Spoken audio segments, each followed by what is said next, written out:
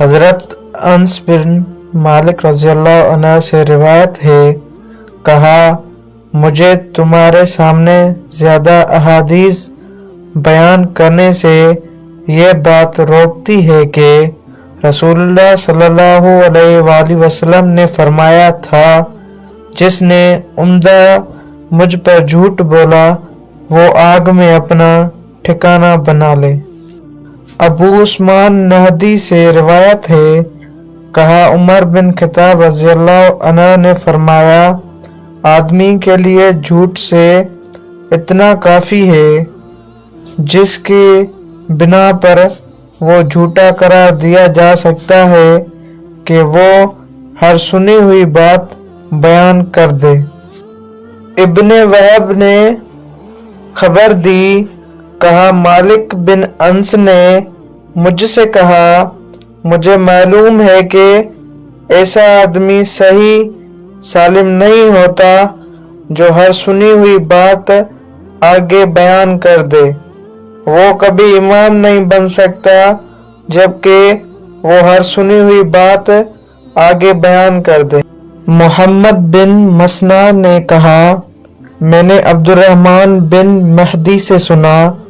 کہہ رہے تھے آدمی اس وقت تک امام نہیں بن سکتا کہ لوگ اس کے اقتداء کریں، یہاں تک کہ وہ سنی سنائی بعض باتوں کو بیان کرنے سے باز آ جائے۔ حضرت عبداللہ بن مسعود رضی اللہ عنہ نے فرمایا، تم کسی قوم کے سامنے ایسی حدیث بیان نہیں کرتے جس کی صحیح مفہوم تک ان کی عقلیں نہیں پہنچ سکتی، مگر وہ ان میں سے بعض کے لیے فتنے کا موجب بن جاتی ہے۔ ابو اسحاق سے روایت ہے، کہا جب بظاہر حضرت علی کا نام لینے والے لوگوں نے حضرت علی رضی اللہ عنہ کے بعد ان کے نام پر یہ چیزیں ایجاد کر لی تو ان کے ساتھیوں میں سے ایک شخص نے کہا، اللہ ان لوگوں کو قتل کرے، انہوں نے کیسا عظیم عالیشان علم بگاڑ دیا۔ ابو بکر بن عیاش نے ہمیں بتایا، کہا میں نے مغیرہ سے سنا، فرماتے تھے حضرت علی رضی اللہ عنہ سے مروی احادیث میں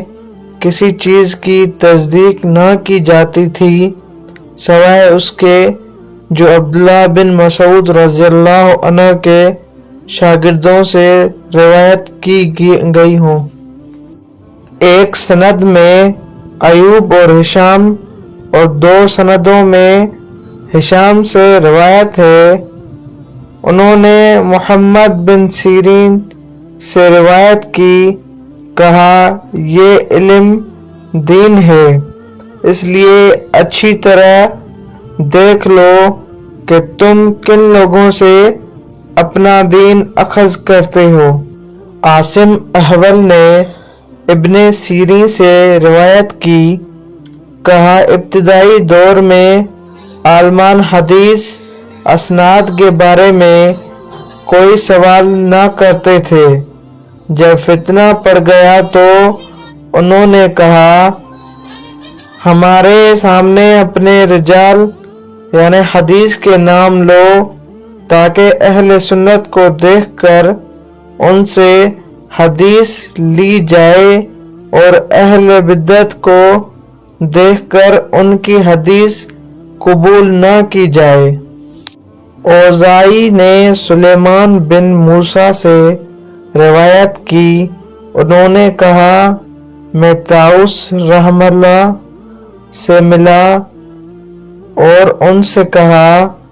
مجھے فلاں شخص نے اس طرح حدیث سنائی، انہوں نے کہا اگر تمہارے صاحب یعنی استاد پوری طرح قابل اعتماد ہیں تو ان سے اخذ کر لو۔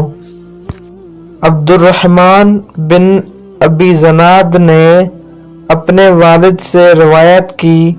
کہا میں مدینہ میں 100 یعنی اہل علم سے ملا جو دین میں تو محفوظ و مامون تھے لیکن ان سے حدیث اخذ نہیں کی جاتی تھی۔ کہا جاتا تھا یہ اس علم کے اہل نہیں ہیں۔